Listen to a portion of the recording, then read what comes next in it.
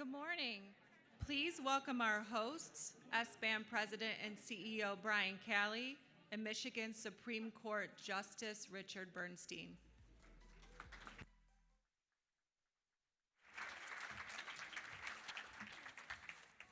Okay, well, welcome today. Thank you. Actually, I'm going to start out with a congratulations on having enough staff to come to conference. I appreciate you being here. This is, I thought, by way of just introduction to the event itself, and with Richard and I'm Brian Calley, the CEO of SBAM, and Richard Bernstein, a Justice of the Supreme Court of Michigan. And a few years ago, actually it's been more than a few, I guess it was 2014, the very end of 2014 or maybe the beginning of 2015, when I had this idea, this concept of state government. I used to work for the government, and but I had this concept, like, the state of Michigan itself, the employer, the state of Michigan, could do a lot better in its own practices in hiring and employing people with disabilities and doing it on a more intentional basis. And Richard Bernstein had just been elected to the Supreme Court, and I thought, who better to partner with in order to do that?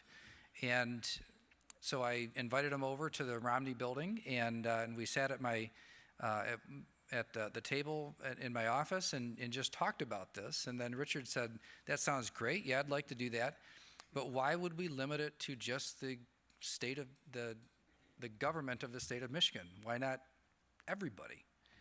And that's how the My Hidden Talent movement and conference started. And now we are in our sixth edition of it, and have really moved beyond the advocacy of hiring people with disabilities as an intentional strategy to make sure you have the best workforce, and into a practical workshop. So our goal here today is to both inspire and connect you to resources and knowledge that you need to do it and do it well. We see today that the overall labor force participation rate below 60% has made it very, very difficult for employers to take advantage of all the opportunities that they have out there in the marketplace.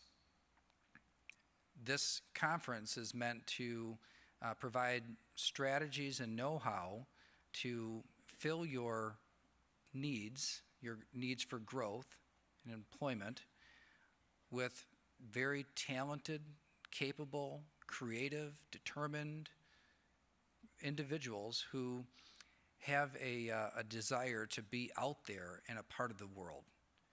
And you're here today in part of that, and I want to thank you for your part, of whether you're one of the sponsors of the event, one of the breakout session leaders or speakers, or somebody here to learn more about how to take advantage of the opportunity of meeting your workforce needs in this way.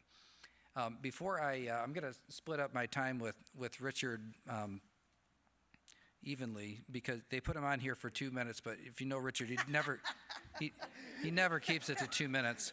That's morning. Yeah.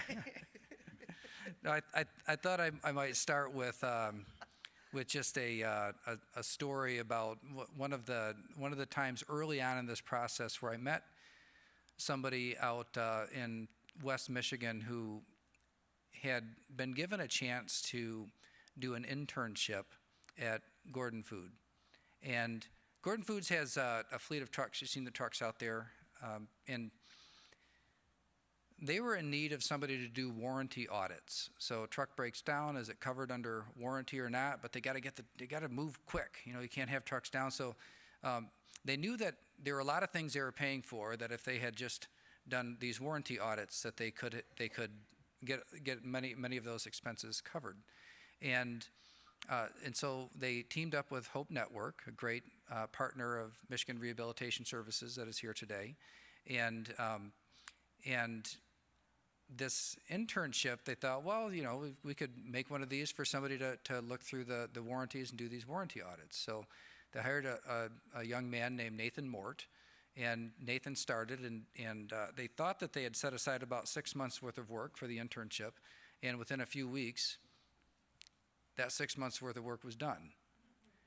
and Nathan had saved the company hundreds of thousands of dollars, and so they hired him. And then fast forward a few years, and I visited back there and asked if it was, first of all, is Nathan still here? Yes. Not only is he here, he got his driver's license, and he just recently bought a house. And I thought, oh, I would love to meet him. And so they said, well, we'll see. So they went, we'll check with him. So they went back, and they came back and said, well, he would rather come meet you than have me come to his workstation. Kind of particular about his workstation. So don't need any politicians messing it up. And so anyway, they brought him in, and we talked. The first thing I said is, Nathan, how exciting! I was told you just bought a house. And he said, I did not buy a house. And I said, oh, that's somebody must have misinformed me. Somebody told me you bought a house. And he said, I bought a condo. And I thought, boy, audit is exactly where Nathan ought to be.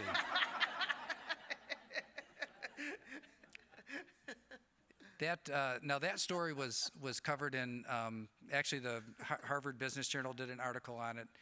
The Wall Street Journal actually did on a wider piece on how employers are finding a lot of success in intentionally hiring people with disabilities, and that was one of the stories that they had featured. I used to tell the story without the name, but once it was in national news, now I use the name, and that.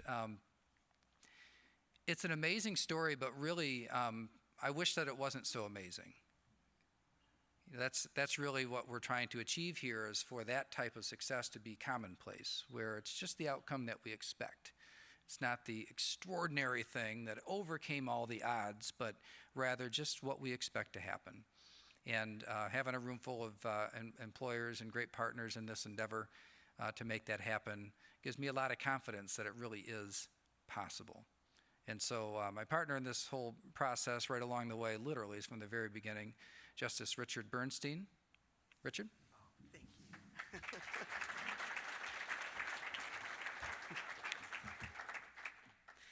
I think it is during these difficult times that a day like today we come to realize that extraordinary things are possible, that extraordinary things can, will, and must happen for each and every one of us. And I think we come to realize through the power of disability that it's time. It is time to be optimistic. It is time to be idealistic. It is time to be enthused. It is time to be energetic. And it's time for us to move forward.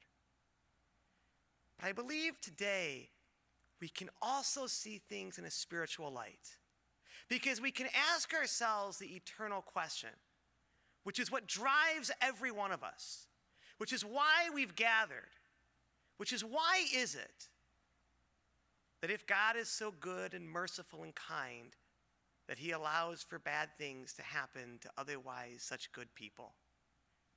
And why is it that there are some who come to know a greater struggle or greater hardship or greater challenge than others can possibly imagine or even remotely attempt to comprehend? Mission, purpose, focus is what we are here for today. When you spend time with people with disabilities, when you come to know what it means to truly struggle, you see within them a spirit that is nothing less than miraculous, a spirit of resilience. You come to find people who understand their purpose, who know their mission, and who are aware of just why they were created and what they were ultimately sent here to do. There can be no better contributor than a person who understands resilience, than a person who has an appreciation for the simple fact that as you go through life, dreams get replaced by wisdom. For people that live life with tremendous gratitude, who know rejection on an intimate basis, and who come to realize that if given an opportunity, if given a chance, they will never let you down. They will never disappoint because they have such incredible appreciation, gratefulness, and that sense that now I've been given what I've been longing for my entire life, an opportunity, a shot to be a part of a community, to have a place to go, to have a reason to get up. So why is it that bad things happen to otherwise such good people? And why is it that there are some who come to know a greater hardship or greater challenge than others? Ultimately, it is those that teach us all the most powerful lesson of life. For all of us here today can appreciate what it means to have a setback, to know frustration, to know heartache, to know loss. And so often people come to us as we go through these moments of challenge, and they say to us, oh, you're going to make a full recovery. Or they say to us, oh, I'm hoping you'll be able to find a sense of closure. The reason we gather here today is for so many people and so many families, we don't get to recover. And closure is something that will never occur. But where the power comes, when giving an opportunity to someone who is different, to someone who doesn't fit in, to someone who is unlike others, the power comes in the lesson that they teach. Life is not always about recovery. Life is about adapting. Finding a way to adapt to your new life, to your new circumstance, to your new situation. What you find when you participate in this program is that power of adaptation. What can be realized? The strength that comes. It's not always about overcoming. It's about finding it within yourself, finding it within your business, finding it within your workplace to adapt to a new world, to a new way of thinking, to new experiences. In the last remaining moments that I have with you today, I think we have to address the last 2 years, and we have to address where we are today. Because it is time. It is time for trains to roll. It is time for buses to get back on the street. It is time for planes to start flying. It is time for our cities to become repopulated. It is time for workplaces to feel the energy and life that comes with only being in person. It is time to start moving forward. There is this movement that we should create a society of Zoom. There is this movement that we should live socially distant. But no, it is time for us to fight and come back to what the Spirit craves, to what the soul needs, to ultimately why God created us. For community is life, and life is the community. But we have to go forward from here today, and we have to make sure that our offices are filled with people. We have to make sure that our concerts are filled with spectators, that our sporting venues are open and ready, that it's time to play ball. Throughout this pandemic, people have said things like, we have to keep people home because we must protect the disabled. Well, by doing that, you have done greater damage than you could possibly know. People like myself, people with disabilities, already have a sense of isolation. We need community to survive. We need community to be a part of. The entire way that a blind person understands and appreciates the world is through companionship, is through others. We have no place if we are not in person. I can speak to the courts. It had been over 2 years, and our court had been functioning exclusively virtually. Finally, last week, we had the opportunity to come back in person. The reason I say this at this conference to you all is that this coincides with disabilities in ways that you can't possibly imagine. We are simply not created to be alone. For people with disabilities, the workplace isn't just the workplace. It's where we socialize. It's where we interact. It's where we have friends. The workplace is everything to us. The workplace must be in person. I share with you quickly one adage about this. What is good for the disabled is always good for everybody. And people say, oh, but Zoom is so convenient and we must really focus on being in this new world that we've created. This is a world that we have to fight against. I would ask each and every one of you to do everything you can to get your workplace to be back in person. It is simply time to turn off the Zoom. It is simply time to take off the mask. It is simply time for us to live the life the way that God intended for us to live, which is together. It doesn't work to be on Zoom. It doesn't work. In my job, social interaction is absolutely critical, the way it is for everyone's job.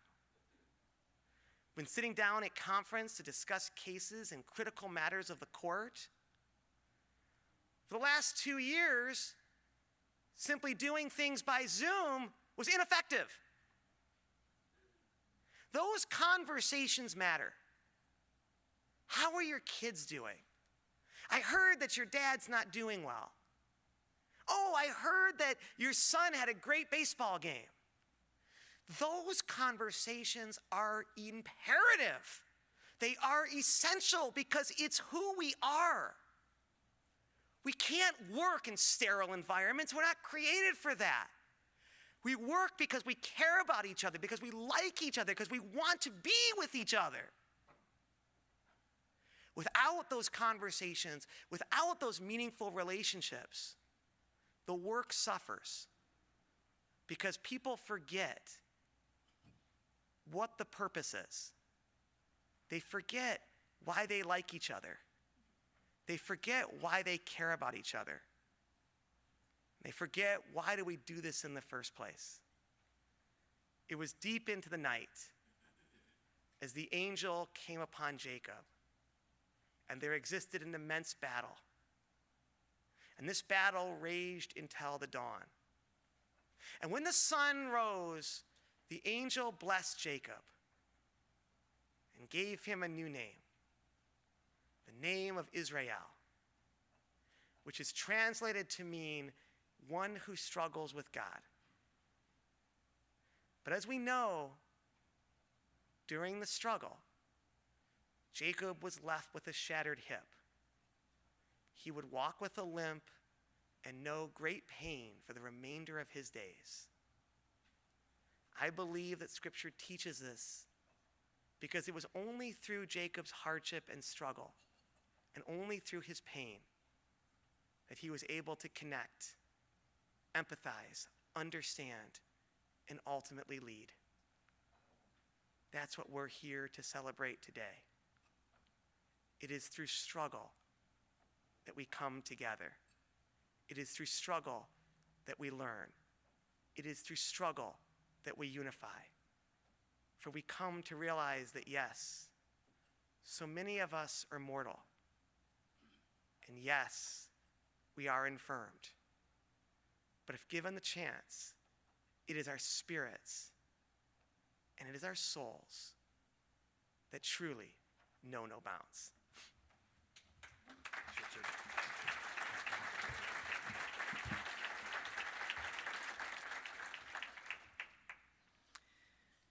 Well, I wanted to first say, I wish you would speak your mind every once in a while, Richard. We could unlock the mystery of what you really think. This process or this event is made possible because we have sponsors, and so I want to call out our sponsors, including of course, our title sponsor last 3 years in a row, which is Delta Dental. Our gold sponsors being Consumers Energy and DTE, silver, Meyer and Enbridge, and then our bronze sponsors, Dean Transportation and AT&T. All of these sponsors have been with us in the past through, actually, some of them all the way back to the very first time. And it's the way that we've been able to do this in different places around the state, and to do so without having to, in this case with Delta Dental's generosity, to do it for all SBAM members without any charge and a very minimal charge for non-members. And so I wanted to say thank you to those employers who are also walking the walk. We could have had any of them up here to tell you about the things that they're doing to create an inclusive work environment in their workplaces as well.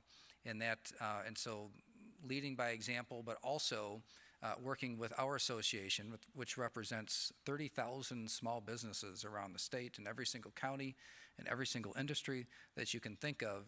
And the support of some of these heavyweights really does make it possible for us to do this. So round of applause for our sponsors.